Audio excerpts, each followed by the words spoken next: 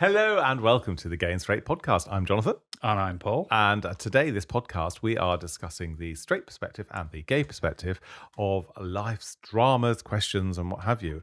And a lovely listener has sent in a question. It was like a multiple faceted one, but ultimately, sort of boiling it down is like, are you addicted to your mobile phone? Or are you just using it because you're bored? Ooh. See. Put your phone down, Paul. Well, if we ever put videos online, you'll see I'm not holding one. I was messing with the timer. Yeah. I thought it died, but I was using the wrong side to try and make it work. Oh. Now, I've never really been the person who wants the latest phone. Right. You know, like when the flagship phone comes out, I'm not like, I say that I kind of was when I was younger, but it was more for Street cred? no. Is it like trainers? Like your trainer collection upstairs? Okay, leave them alone. No, it was more. This is going to sound so sad, but it was for a sat nav Right. because I use my phone as a sat nav more than I use it for anything else, and I need a good phone because it's going to be on for a long time. And obviously, if messages come through and alerts, I don't want it to jump or overheat and then cut off on the car. And so I always wanted a good phone to make sure that the processor was strong enough. Like I said, it's a very sad reason, but I'm struggling with the divide as to the addiction to the phone because I do use it a lot. But I think maybe the question is like with regards to social media, perhaps. Oh no, definitely not, because I haven't got. Because you're not on the Facebook or are you on Twitter or No. Insta? I'm on Instagram, but that's more to watch, like cute puppies. Like I've got this I've got this thing that I love watching where there's these, you know, the American school buses. Oh yeah. There's a couple of people who have them, and it's for a doggy daycare. Oh right. And they film all the seats with the dogs on, and I'm obsessed with it. Right. Okay. You know, so if I'm on the toilet, you can't sit on a toilet anymore without having your phone in your hand to keep yourself entertained. Otherwise, you just feel like you're lost. Yeah. Just concentrate on squeezing. I don't know if it's an addiction.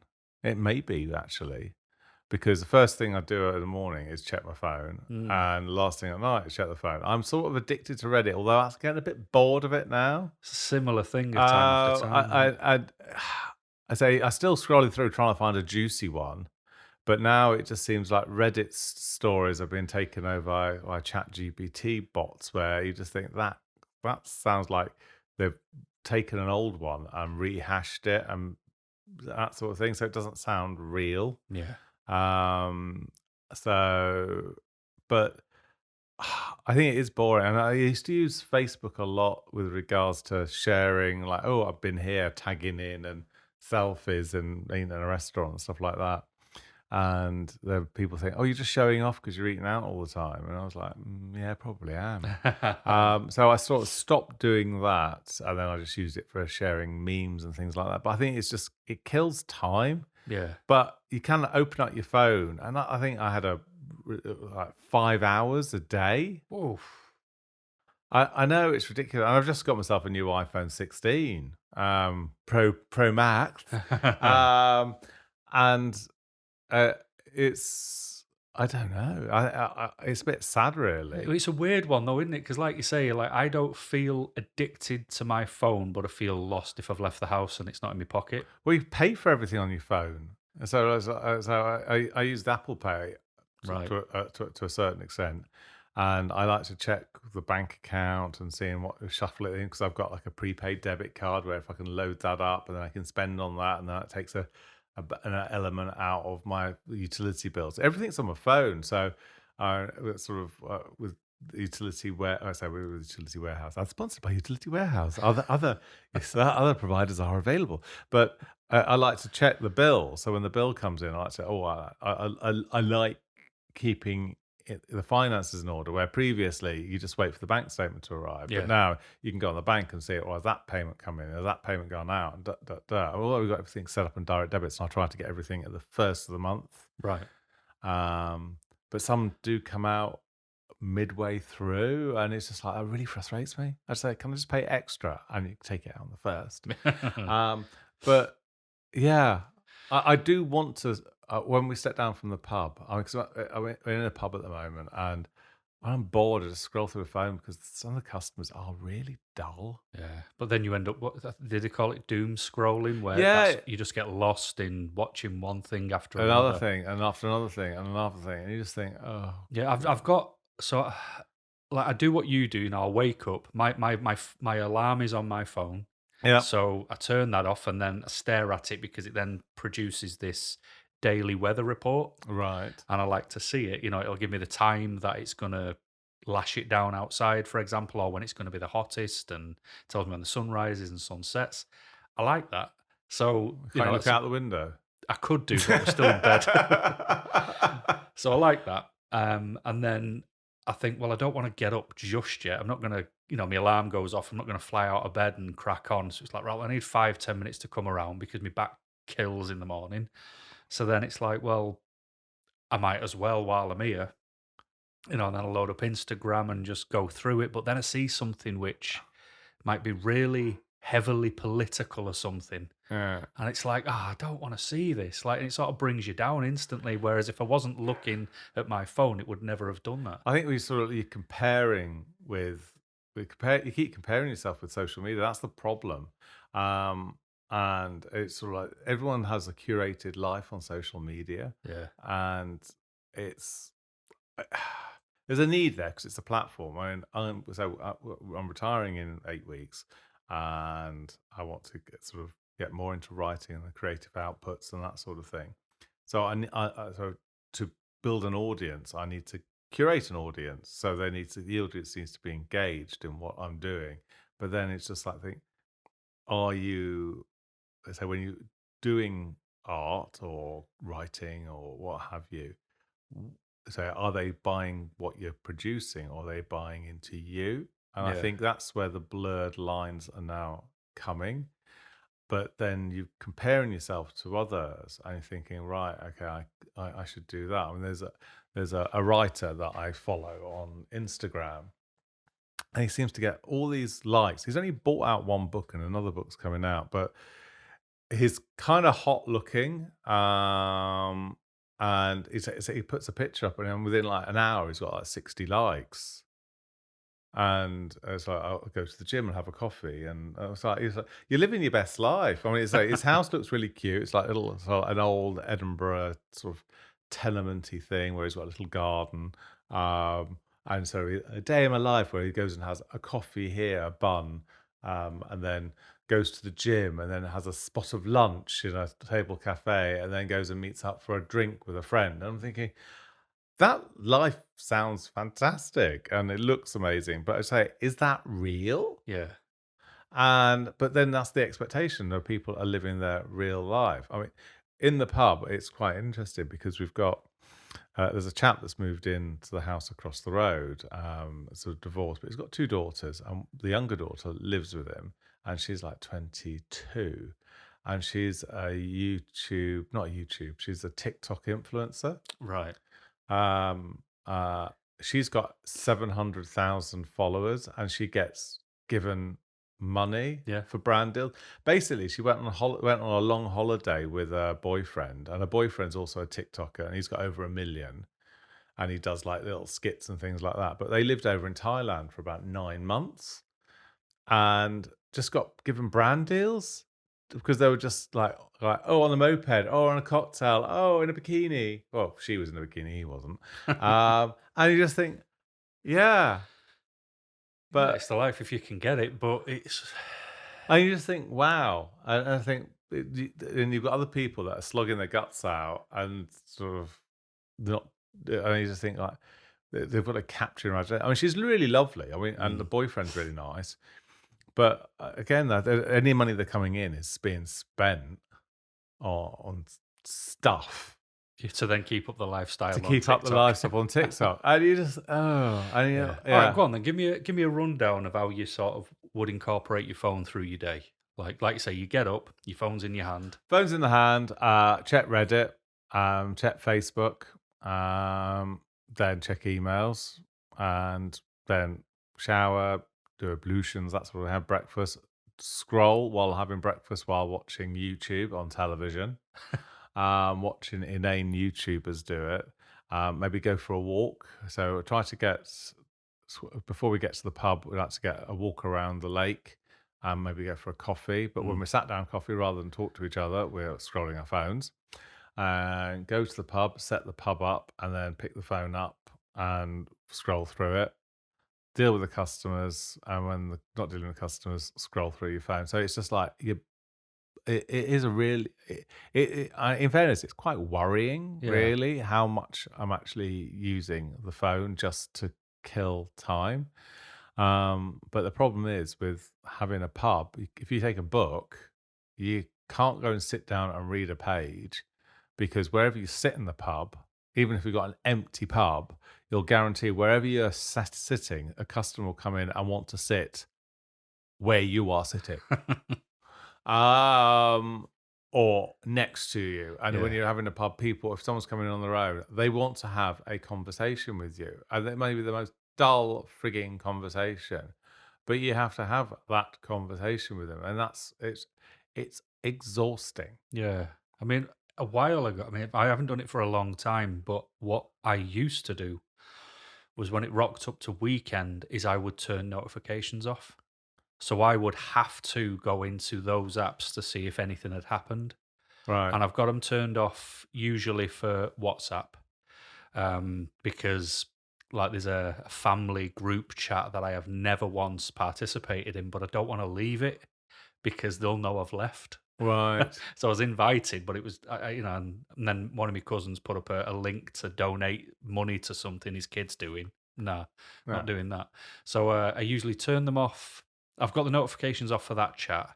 I usually have them off for WhatsApp, but I used to just press, no notifications, Right. just block them, and then that used to help. Right. But I find, and if I go and take the dog for a walk over on the rough or wherever, I try not to take my phone. But sometimes it's just that autopilot. You stick it in your pocket, Yeah. and then you're halfway around the walk. The dog's doing his thing. I'm just there looking at football or, like you But say, it's killing time.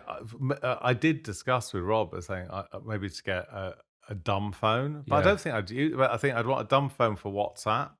But then the moment you've got that, then you think, right, okay, if I need to check my emails, I need to do this because it is that convenience. it is. I was in charge of quite a few social media channels, and now I've literally only got mine. But with Facebook, I've got the pub one. And you have to deal with the pub one if someone's given a review or something like that. All that now we've got like 8 weeks left. So Who cares? yeah, No, you want to try and aim for uh, 1-star reviews. The barman was really no, rude. That's yeah, because you're an idiot. yes, yeah, no. I want to leave on a decent note, but I'm just ready. I just want my deposit back. Yeah. So I'm just trying to like sort of coast Yeah. for this next 2 weeks. They're 2 months. So, but yeah, but I am worried about my use of the phone Yeah, the because more we talk about it, the more I'm starting to have a think. I mean, I'm good because I don't have Facebook. I don't have Twitter. I did get Twitter again, but it was, like the well, algorithm X, yeah. The algorithm sort of finds you. So if you watch a video for a bit too long, it's like, oh, you must like that. It's like, well, not really. I was just intrigued as to Yeah. why human beings are absolutely off their nuts. I- And then you start getting more of that, and then it starts bringing you down. And it's like, well, I've got to block all this. And in the end, I just went, forget it. And I got rid of it, and it was out of my system. So Yeah. I've only got, I've got YouTube and I've got Instagram, but I don't even use my Instagram. Like Right. for me posting pictures. Right. I set one up for the dog and then completely forgot about it. But I don't, apart from a sat nav, I don't really use the phone, but I am a doom scroller. I mean, I think it's that comparison, and I've joined this Facebook group called Epic Retirement. And it was interesting, and it is interesting. You've got some of these people that are like, oh yeah, and I'm off on the yacht here and there, and then you've got other people that are whining that they're sort of like, I want to retire, but I've only got a state pension, and I've got to pay rent. And it's like, well, you can't then, can you? Yep. And it was just like, well, you're not gonna. Someone's not gonna come miraculously wave a wand and make your life better. But you've made life choices, and now you're living with it. But that's the problem with social media. You've got other people that are portraying that their lives are absolutely epic and wonderful, and they're probably not. No, I mean, But they're curating likes. But the thing is, a like's not going to pay the bills. no, it isn't. And like you say, you might have these TikTok influencers. But that's only going to have a lot of It's got a shelf life. You've got women who might be there like putting makeup on, and they get millions of people watching them put makeup on. But how long is that going to last? So, Yeah. so when you put that on your CV, I can do makeup. Yay, great, well done, you. I can get loads of people looking at me on social media. Yeah, it's Great, called well, we- OnlyFans. Yeah. So, but it does worry me with the amount Yeah. of usage of the phone, and I need to stop it. And it's Yeah. because my attention span, I have noticed my attention span has diminished. Yeah, that's Because I want to get back into reading books, but at the moment, because I'm so exhausted, pick up a book, 2 pages, and I'm gonna sleep. yeah. And watching TV shows. There's only a few TV shows that I've managed to actually watch because I've been inspired. There's been a few drama series and sort of like it was Network Q, or sorry, Department Q, which is a thriller which is set up in Edinburgh, which was brilliant. And that really captured and inspired me. Then we watched another one, like This Town Is Ours, which was a BBC one with Julie Graham in, and that really inspired me. But otherwise, I'm losing interest in TV shows, and I'm watching YouTube videos of Yeah. inane people. I'm watching Really, a lot. and I'm just thinking. I watched one. It's a bit of a guilty pleasure. It's like Luke something or other, and I don't know exactly what his job is, apart from being a YouTuber. But I watch his videos are on in the background, and it's got a nice calm way about him, Yeah. and it's sort of like mowing the lawn, making a coffee, went for lunch, walking the dog. And then I went shopping and I bought this. Does he show you doing it, or does he Yes, just talk about it? he Right. just shows you doing it. So and he's got like a camera on his chest of Yeah, going around Sainsbury's. and then I did get into the habit of going to like these thrifters, the American thrifters, where they go around Goodwill and buying stuff to sell and say, Yeah. "Oh, I bought this and that and that."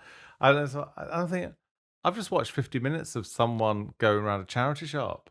Yeah. And No, I mean, I only really watch comedians on YouTube. right. I watch their podcasts because every comedian seems to have a podcast, says the guy sat here on a podcast. Yeah, marvelous. But I don't know.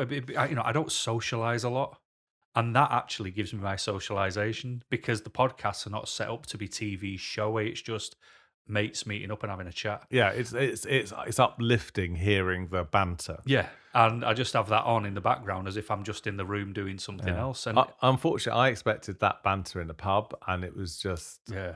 and it's just like, oh, you get like the standard right wingers that they're doom scrolling. I've got like there's 2 guys in our pub.